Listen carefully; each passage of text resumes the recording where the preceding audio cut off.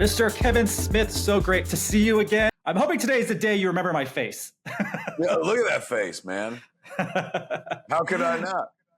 I know, right? Kevin, 25 years later, Dogma is still sparking debate, laughs, late night watches. Out of all the films you have made, did you think this would be the one that we'll be talking about today? I mean, when I made it, I felt it was so original. I remember that when I was a kid. I was like, there ain't nothing like this out there in the world, man. I made the most original movie. And then when we were shooting it, we're shooting like the third act out in front of the church. And Linda Fiorentino, like, in the movie at the end, like characters are inside the church, the doors close and shit like that. And after the doors close, I'm like, cut. And Linda Fiorentino goes, it's kind of like Wizard of Oz, isn't it? And I was like, fuck. I had no idea that it's just Wizard of Oz. That's it. Go watch Wizard of Oz, watch Dogma. It's like, oh, he just stole the whole fucking structure. So I guess it makes sense then that we'd be talking about it 25 years later, because that Wizard of Oz movie had staying power, man. Like, they're still talking about that picture today. They made that Wicked movie as well. So in a world where there was something that had to age well, it makes sense that the movie stolen from Wizard of Oz has aged pretty well. But I'm just shocked, honestly, that we even got to that movie. Clerks was the only movie I had a plan for. Like, I just want to make this movie in the convenience store. And I wasn't ready for the rest of it, man. Like, I wish I had packed for a 30-year journey. As far as I knew, I was on one journey. And then it just opened the door, and I kept my foot in the door because I didn't want to get kicked out of the room anymore.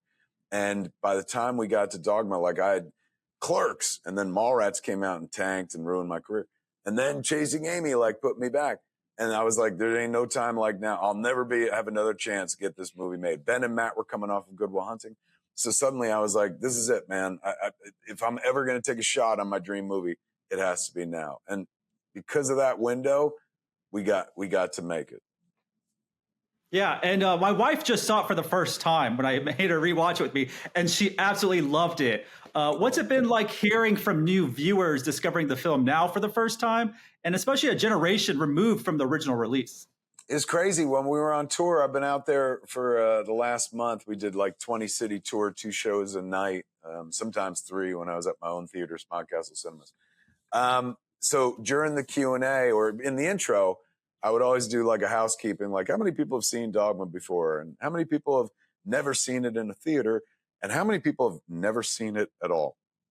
There's always less than 1%, but there's always about 5 to 10 people who are going in dry, so to speak. And I would always be like, why the fuck would you pay $50 to see a movie that you've never seen before? It worked out. Like afterwards, I've never had anybody after the movie be like, yeah, I was one of the first timers. This sucks. Like every one of them was like, oh, it still works. And that fucking blew me away. The fact that like it held up for a younger audience.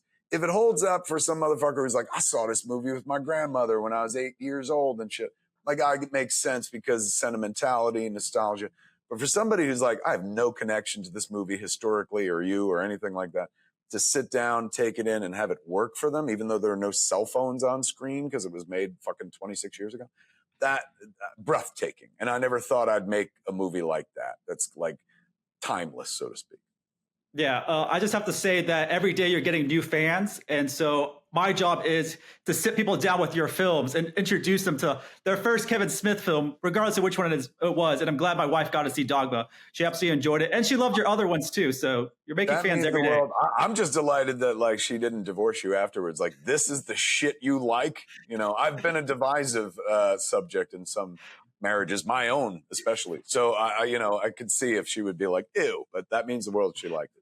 Well, it's only been 3 months for us, so that's it. We're dealing with Stop showing her Kevin Smith movies. I'm telling you. But Mr. Smith, thank you so much. It's a real pleasure, and we'll definitely do it again. Such a pleasure. And congrats, man. 3 months in. Marriage is a hell of an institution.